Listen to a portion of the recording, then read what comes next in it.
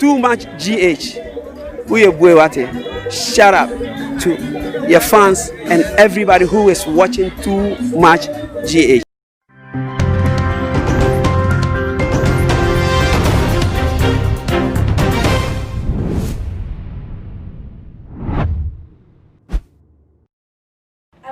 For any adophonum, Mima Obibia Aquaba Ede Eba Too Much GH so Gana Wahala Jumede and a bre as Samoson for Muniaba, a Cresicapa, and so Mede Ebebesum Asher for any etil for. Now I was here for another video be about a Puno Anua, just say, yeah, Ghana Timemu for ye, Ebi Mamunim say, about to Eda Yenuma on the 7th of December 2020. Yediba Papa so na ye man penya obabedi eye wo man so said ye pen no pepe epe na ye nim so wo man mu so de party mienu e na edi ehim e wo eye wo man mu chedum kuma wo mra shebe fie NDC e na ebiem so no NPP amanyoko na abato dru say ya na chese akwakwa ye enyoma mabu no taye se wo mo tare eye posters efa wo mo party a wo mo ejon eho na chese wo mo e kire se nipa we e na ye nto aba enfama no e wo mpesua no eso anase eye wo man no emu na no na ene de kokopie mu e wo Labone eye 𝒆ctrocuted street so dia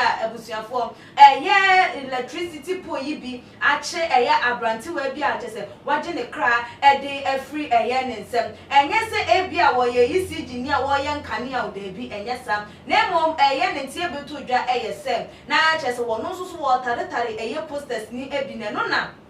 Okodru eye light pole no enwo no na chese wo no so eye na ade se what de hu behia so de bi so ebetare wo sansa wo hwe eye video no mu abehu se posters ni bi tare wo dada wo de ebi so ye den ekọ akwa ka eye hu na no na chese eye nyame afafie ama ne de ba mu wo ede na pakan ababa befa no every atasefo asasi eso akwa ye he wonso ma chese eno anu no wanya age eye ensem na nsem we beto edwan dodo na ache wo madwen e de afọ na busua mo man ko hwe video ni ye ba ye beto aso abusua minua no na asema esi ye na wie no emira ho mesua meti asem no mesua matese me hu abrantie pa wo light ache no because o ko fixe party flag our light post wawu meti mesua ma me ne krafa meti asemi a me ko me gira hono a brante ye adwuma light a shock no me ni krafa me suza me dwe ho amenti ase na de si ye ne de ba ya nyina no ye de mu ncheche be ma yesra mo aba ye ba beto no me ndi amanyoko bi achi enkokum ho na wuwu a obi beto ama wom asemi si ye e wo Labone 𝒆ctrocuted street 𝒆ctrocuted street na asemi abrahosemi nyina siye na abrante a wono no wasi so a wo ye adwuma no ko fixe party flag he o de party na wo no o de wa hwa abehu NPP flag omo fixe hwe cars na ya brande ho NPP flag omo fixe ana light achi na wawu we yan ko ka se MP na aye bibi ana manyoko no na aye bibi ana se flag bearer na aye bibi dabi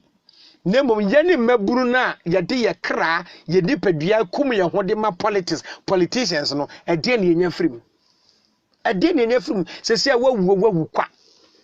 hwe abrante ne da no na mebo tape ni nyina ma me ya wo no mu a na ni ko twewisi hu ye ensema ekoso no menua asam na mebo ya mebo tape no ede ama ho na de meka ne se aba ye ba beto no me nkonkoye bibi ma wonwu enkoye bibi ma wompra kuse enkum kuro party flag o mo fixe party flag light ate no wawu oda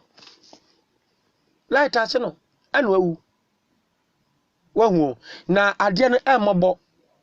emobo papa because me hu sa asem we me te sa asem ende me gira ho na brante no light na ate no mo wo krampo no wo mo no mo fi sabi omo nnim hu nim die bia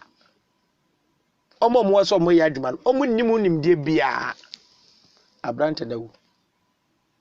oh asɛm no mmɔbɔ ankasa minia share video yi na yɛbɛkɔ ne akwakotie nsɛm a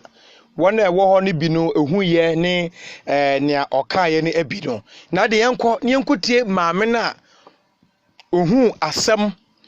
sɛnea teɛ ɛkɔbaeɛ no nyinaa no wɔhu na adeɛ a ɛwɔ mu no nyinaa no sɛ abaeɛ ba abɛtu yi de biara no edu election time edu baabi krampo na wokɔ utimi du akura bi ase sabio wodu akura bi ase utimi sɛ wɔn mu ni nsuo wɔn ho bɛkyerɛ wɔn mo saa nsuo ni hɔ nanso edu election time na the party flag akwakosensa ho ubusa sɛ enti amanyofoɔ no sabi wɔn dwen yɛn ho what the party flag or fixing the party flag wahu anu wawu no wawu wɔhwɛ atade ɔhyɛ na atade ɛhyɛ no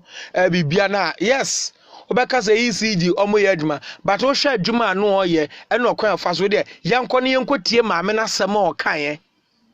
maame na sɛm a ɔkae sɛ ade a ɛnam so de ohun yɛ ɛne akande yɛntie maame no mra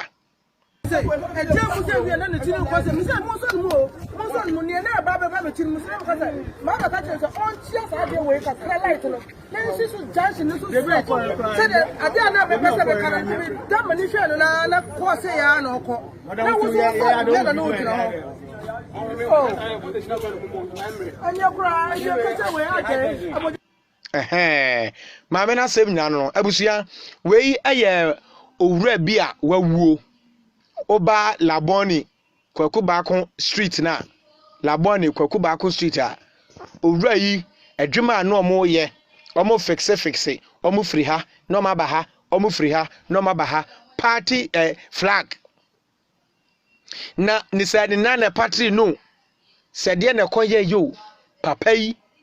light ashoke no eba ni say ya we MP no wen wo presidential candidate no wen ni say yanti ana de bia ka say edu election time a hwe no wankoko hwe na wankoko wo betan say o party bi call rally na ka na akonya accident na nipa wu MP no wen o flag bearer no wen we ya wu yi onkwa na wokọ wabusuafo a wo mo dan wo abusuafo a wokọ ba ansa na wo manya ebi adi wo mo nyina wo de asem abeto mo so oh ya party flag party de me wo da wo hwa obehu party con flag wo mo fix it Ghana kwa na edu election time a ubon say party flag asaba bia na wura na wu no wawu wo de share video no me say wo hwe page ya wo hwe video na wo de like page no ne amfa mo mrew se onso share no obi so sanka bi na nya lusuande ma obi anya lusuande ema ye maburu no ane party supporters no obi atwese kan krekra ne namfom no akotutwa ne nua no onebuafu no obi kura kumobi eba ne say ya eya wonko na ho akire wo eya wonko a na ho akire wo eti ebesre say monhwe na afa munya bibia kama efa mayen because wo hwe asem a sisi na menua emobo enti asem a aba sisi yi nyina no party flag wo hwe ayi a car esi ho a ya brand ho kama ye fixe eba se a wu ye nkwa na wokọ obehwe mu kura no ebi kura na sika hin bia na obenya penye sky na so sika bia no betimi ato nkwa abrante na wu wawu o fixe oguso fixe party flag oba eremu ha ubehu se NPP flag nie CPP flag nie NPP flag nie fixe wo mutimi fixe ade bi tare a wo dan wasini foforo ka na de afa ho onza na ya de afa mo hwe wo hwe light here warn me ya sanka papa yi enye flag no ko fixe anko te ase ahu enti we aya information ye nsaka ye de ma asem no mobo enemete ye no masu ama me ne kra fa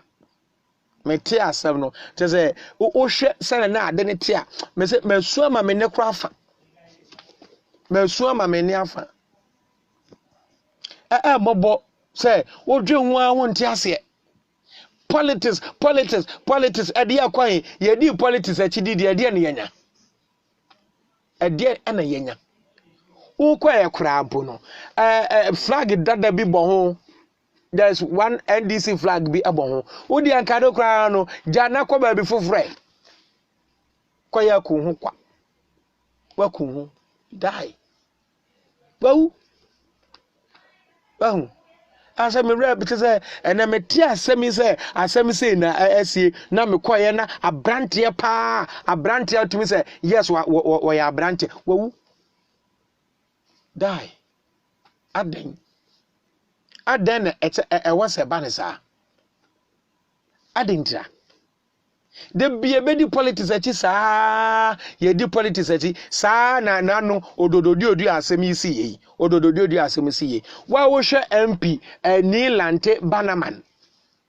ana Nilante Vanderpool sabe o woni nyansa kora na Nilante no bibi nkan to say anuafo na wo de che ye na mo twensika na mo di pramo mu pra na wo sesi ai na Nilante Banama Nilante Vanderpool wo mo betena se wo mo tena se ba kokora wini a wo beboa ne dia wo opposition politics e de yakwan young man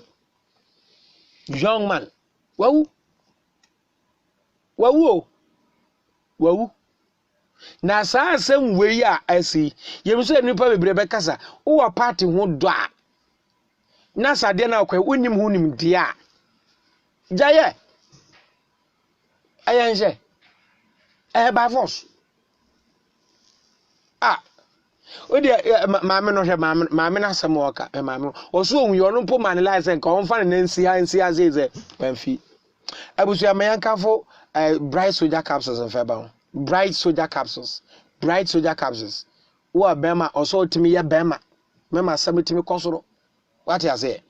nya so de bo ani henya na wate ato da bi they say na light ache wo light pole no bright soldier capsules na soldier ni ma pompam na so wa bema greenfield ana akofa adua ba de ko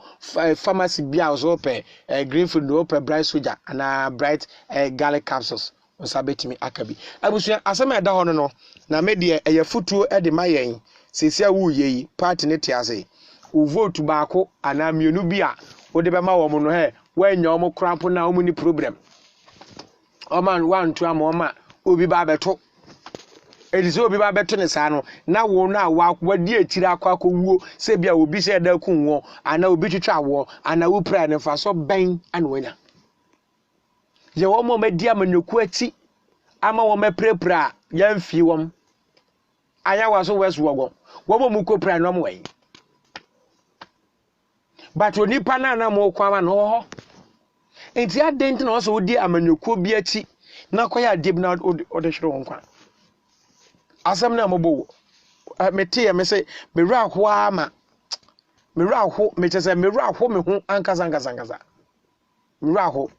na so no ye beka tire nyanya se ye nyanya ahweyie pa hwe abrante kama hwe abrante kama pa na wawu no nice man nice o abusia odi emfa wunsi na de besi bia no so ye ne mo be kasa de besi bia no so ye ba mo nchechemu like page no odi like page no subscribe na yeden na like na share no bi nso nsa enka bi we dey say wa mani mu a makwa hunu bi mahunu say dey asem koye say be marketechie wa hye eye ne jam suit we wa say wakinjia o mo dey ne wakinjia na wa hye enu bi blue na bema kateche ya tanu na se de nsa ene na mfomu ani a ne sa anka wote ase anka chese kan enkwa woni mu a anka atwade bo betimi abobi eba no yese wodi abusuani mu a oyi obi de hie nka obi a obekonkra na odi eye abusuani mu a woka bi wa abusuani mu na chese abusuani mu nyina ayedin na nso so ene dei ena party nti a wokokodi akire ene ne kra afri eye ne nsa na commenter eba no ebinu mo se ehu be nya pa say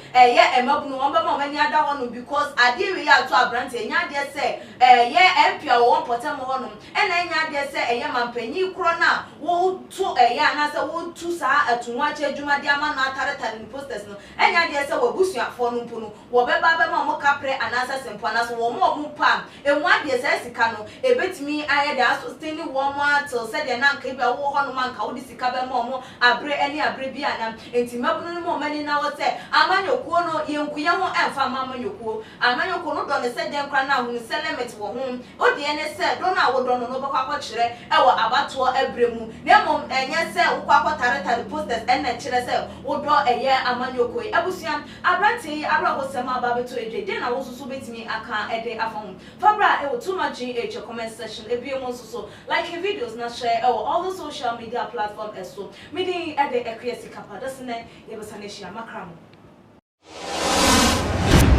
the major prophet kum chacha on say me catch was say bomoden na hwe too much GH on say me kan ye nyene bone pa na kase ye pe wo wi ase ya asonde nti na adam wo hu nyame ye no nyam no wo hu ne ma bi a wo hwehwehwehwe e wo other place ne ade kat won na bomoden na be hwe too much GH be hwe na subscribe bomoden o be hwe pe na why subscribe o subscribe subscribe na subscribe na o subscribe a na wo benya ne ma papa a wo pe ahwe nyame hira na